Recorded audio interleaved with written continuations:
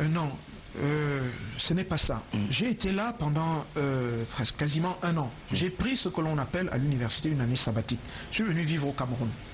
Bon, par la suite, bon, j'ai été disqualifié pour des raisons pour lesquelles je ne voudrais pas revenir ici. Parce que la présidentielle est derrière nous. Bon, ensuite, donc, je suis reparti pour reprendre mon service. Puis, je suis revenu pour passer les fêtes de fin d'année. Et en arrivant ici, on a posé sur ma table.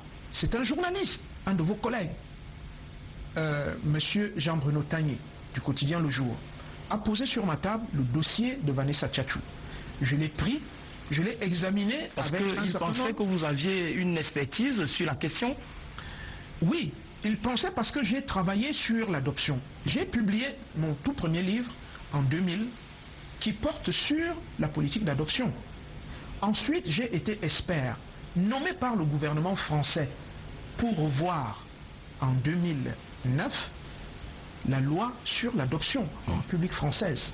Donc, par conséquent, monsieur Jean-Bruno Tagné a pensé que je pouvais avoir une autre lecture sur le dossier de l'enlèvement de l'enfant de Vanessa Tchatchou. Et en réalisant ce dossier, j'ai découvert qu'il y avait de nombreuses failles.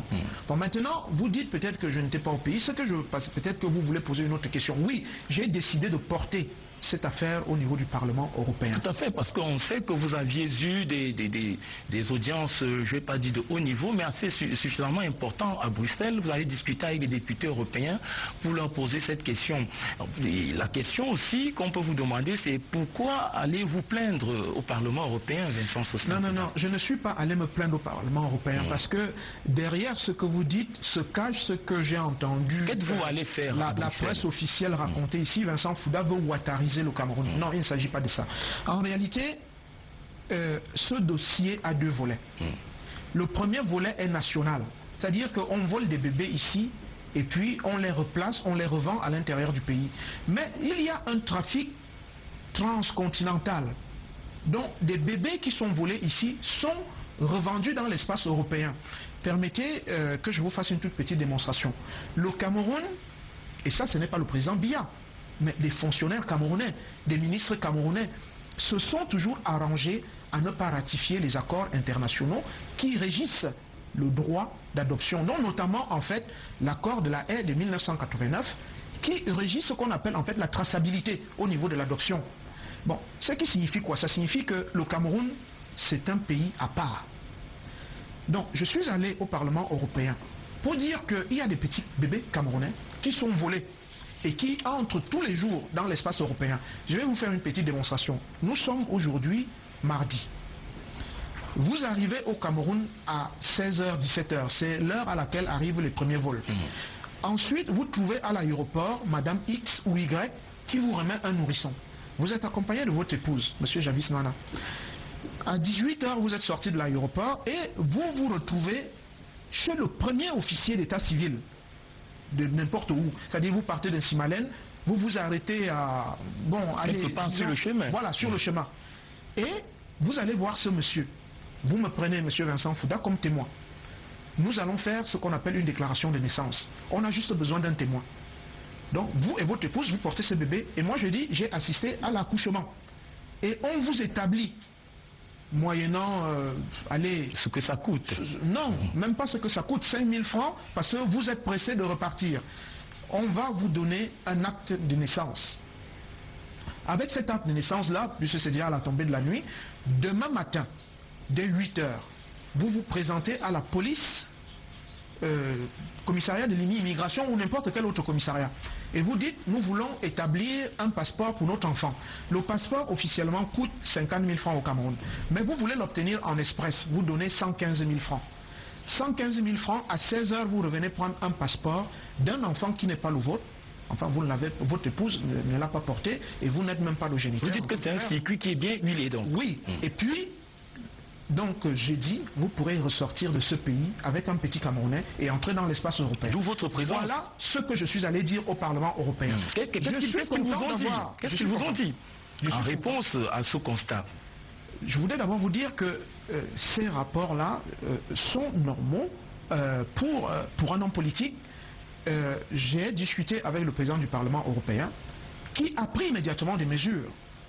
Il a informé la direction de la représentation de l'Union européenne au Cameroun, afin que la sécurité soit renforcée au niveau des frontières.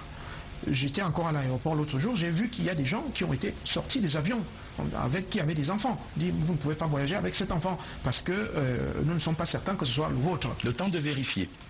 Voilà, puis on a saisi les instances dirigeantes de notre pays. Bon, maintenant, ça ne se passe plus à mon niveau. Je sais que le président du Parlement européen a saisi les autorités camerounaises. Je sais aussi que M. Manuel Barroso, qui est maintenant le président de la Commission européenne, a aussi saisi qui de droit dans officiellement ce pays, afin que toute la lumière soit faite sur ce trafic de nourrissons. Deuxième chose qui a été faite, c'est qu'au mois de mai, va se tenir à Bruxelles un symposium international sur le trafic de nourrissons. Et le Cameroun va occuper une place importante. Donc quand vous voyez toute cette affaire, il faudrait que les Camerounais sachent qu'il y a un problème de trafic de nourrissons et un problème même de la protection de la nationalité camerounaise. Permettez que je fasse cette digression. Très rapidement. Oui. Les Camerounais n'ont pas compris que parce que je suis un homme politique, on parle beaucoup maintenant de la biométrie. Tout à fait. Au niveau, mais c'est un gros mensonge. Parce que vous ne pouvez pas biométriser la carte de l'électeur si vous ne maîtrisez pas le fichier. Le fichier d'identité. Il faut maîtriser en premier l'acte de naissance. C'est l'acte de naissance qui vous donne droit à la citoyenneté camerounaise, qui vous donne la carte nationale d'identité, puis la carte d'électeur. Monsieur Javis Nana, si vous avez 10 actes de naissance, vous avez 10 cartes nationales d'identité et vous avez 10 cartes biométriques. Voilà, écoutez, moi je suis là pour construire le Cameroun sur une base solide. On ne fait pas un pays avec des réformettes. Quand on fait des réformettes, nous avons des républicaines. Le Cameroun est une république, une nation, et on doit construire. La dernière question, et c'est peut-être celle qui va revenir et qui reviendra tout le temps, c'est que Vincent Sosthène Fouda a transposé ses frustrations sexuelles sur les questions ordinaires qui touchent le quotidien des Camerounais. Vincent Sosthène Fouda est marié, père de 4 enfants. J'ai une épouse que j'adore et qui m'aime beaucoup. Et d'ailleurs, ce qu'elle aime chez moi, c'est ma virilité. Merci Vincent Sosthène Fouda. De toute façon, vous dites que le sujet vous tient à cœur et donc très engagé jusqu'à ce que, vous l'avez dit, entre guillemets, triomphe la vérité. Oui, la vérité triomphera et je demande aux Camerounais de sortir avec nous vendredi dès 14h pour manifester ce que j'appelle une manifestation citoyenne, 2, une manifestation patriotique, 3, une manifestation humaniste. Merci d'être venu, Vincent Sosthène Fouda, qui mène les troupes dans la bataille de la vérité pour démêler les chevaux autour de l'affaire Vanessa Tchatchou. On espère bien que cette vérité finit par jaillir. Un jour, un événement. Merci de nous avoir regardés sur Canal 2 International. Passez une excellente journée. Nos programmes se poursuivent et servez. C'est très bien la télévision, toujours plus près de vous. À demain.